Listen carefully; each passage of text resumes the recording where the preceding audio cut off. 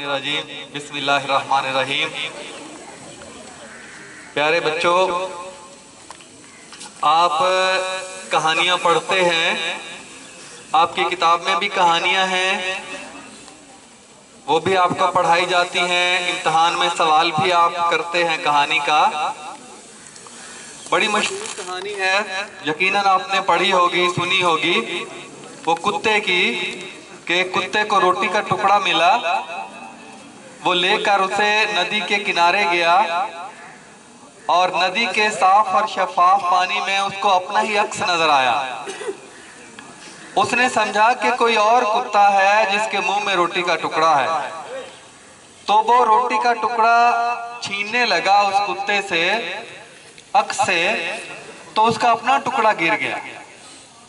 وہ بڑا پچھتایا کہ وہ تو دوسروں کا چھیننے لگا تھا، دوسرے کے منہ میں جو روٹی کا ٹکڑا تھا اس کا اپنا چھین گیا۔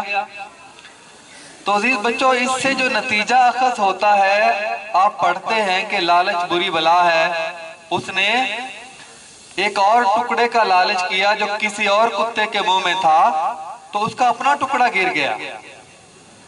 بزرگ کہتے ہیں کہ جو کسی کی روٹی چھیننے کی کوشش کرتا ہے، کسی کا رزق چھیننے کی کوشش کرتا ہے، کسی کے منہ سے نوالا چھیننے کی کوشش کرتا ہے، اس کا اپنا رزق چھن جاتا ہے، اس کی روزی میں برکت ختم ہو جاتی ہے، خدا اس کی روزی چھین لیتا ہے۔ اس لیے اپنے ارد گرد جو کھاتے پیتے لوگ ہیں ان کو دیکھ کے حسد مت کیجئے، رشک کیجئے، خوش ہوں، دعا کریں کہ یا اللہ ان کو اور دے۔ اس نیت کے ساتھ، اس ذہن کے ساتھ، اس سوچ کے ساتھ آپ رہیں گے تو یقیناً اللہ تعالیٰ آپ کے رزق میں بھی برکت عطا کرے گا، آپ کو زیادہ رزق دے گا۔ تو میں اسی کتے کی بات سے میں بات شروع کرتا ہوں کہ اس کو پانی میں اپنا شفاف پانی میں اپنا عکس نظر آیا۔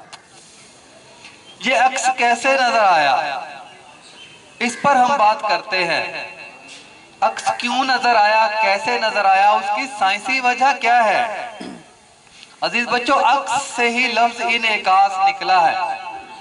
عکس نظر ہر بندہ سمجھتا ہے، اردو پنجابی ساری زبانیں بولنے والا ہمارے ملک میں، کہ عکس سے لفظ نکلا ہے انعکاس، یعنی عکس دکھنے کا عمل، عکس بننے کا عمل۔ کتے کو پانی میں عکس کیوں نظر آیا؟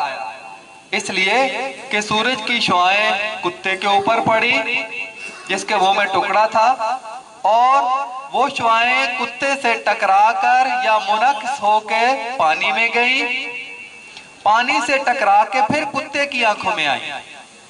سب سے پہلے سورج کی کرنیں کتے کے اوپر پڑی جس نے اپنے منہ میں روٹی کا ٹکڑا اٹھایا ہوا تھا، اور کتے سے وہی سورج کی کرنیں ٹکرا کے پانی میں گئی۔ پانی سے ٹکرا کے جب کتے کی آنکھوں میں آئی تو کتے کو وہ اپنے جیسی ہی ایک تصویر نظر آئی، اپنا ہی عکس نظر آیا، جس سے اس کو دھوکہ ہوا۔ یہ سامنے درخت ہیں، آپ دیکھ رہے ہیں ان درختوں کو، یہ آپ کو کیسے نظر آتے ہیں؟ سورج کی روشنی ان درختوں کے اوپر پڑتی ہے، درختوں سے منعکس ہو کر ٹکرا کر ہماری آنکھوں میں آتی ہے، اور ہماری آنکھوں کے جو پردہ چشم ہے، آنکھ کا پیچھے پردہ ہے، وہاں پہ اس کی تصویر بنتی ہے، اور پھر یہ دماغ میں جاتی ہے جس سے ہمیں دیکھنے کا احساس ہوتا ہے۔ تو جتنی تصویریں بنتی ہیں، جتنے عکس بنتے ہیں، اسی طرح بنتے ہیں۔ اور ہم شیشے کے سامنے، آئینے کے سامنے اپنی تصویر دیکھتے ہیں، اپنا عکس دیکھتے ہیں، کیا ہوتا ہے کہ اگر گھر میں بلب جل رہا ہے تو بلب کی روشنی ہمارے اوپر ٹکراتی ہے آ کے، ہم سے ٹکراتی ہے آ کے، ہم سے ٹکرا کے روشنی آئینے میں جاتی ہے، آئینے سے ٹکرا کے جب ہماری آنکھوں میں آتی ہے تو ہمیں اپنا ہی عکس نظر آتا ہے، اپنی ہی تصویر نظر آتی ہے، اور اسے روشنی کا منعکس ہونا انگریزی میں ریفلیکشن کہتے ہیں۔ ریفلیکٹ منعکس ہونا اور ریفلیکشن انعکاس، یہ عکس سے ہی لفظ نکلا ہے۔ جو عزیز طلبہ، یہ سائنس کوئی ایسی چیز نہیں ہے کہ یہ بڑی چھپی ہوئی ہے کہیں، ہمیں اس کو نکالنا پڑتا ہے. یہ ہمارے ارد گرد کے مظاہر ہی سائنس کے مظاہر ہیں. سائنس فطرت میں ہے. یہ ارد گرد ہم چیزوں پر غور کریں گے تو یہ ہمیں سائنس نظر آئے گی. اور یہ کہنے والوں نے کہا کہ جو علماء ہیں جو دینی اور دنیاوی دونوں علوم سے بہرہ مند ہیں، وہ کہتے ہیں کہ یہی خدا کی نشانیاں ہیں جس کو قرآن نے کہا کہ تلاش کرو. یہ اصول و ضوابط ہیں، کائنات کے فطرت کے اصول و ضوابط ہیں جن کو تلاش کرنے کا نام سائنس ہے. ایجادات ہے جس کو تلاش کرنے کا نام تحقیق ہے، تخلیق ہے. یہیں سے ایجادات پھوٹتی ہیں. اور جو قومیں اس سوچ بچار میں ان فطرت کے مظاہر پر غور نہیں کرتی ہیں، وہ سائنس، ٹیکنالوجی، تحقیق اور تخلیق میں دوسری قوموں سے پیچھے رہ جاتی ہیں.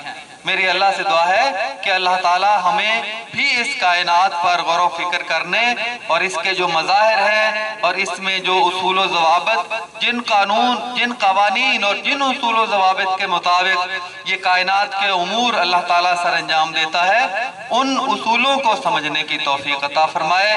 وَمَا عَلَيْنَا إِلَّا الْبَلَاغُ الْمُبِينُ.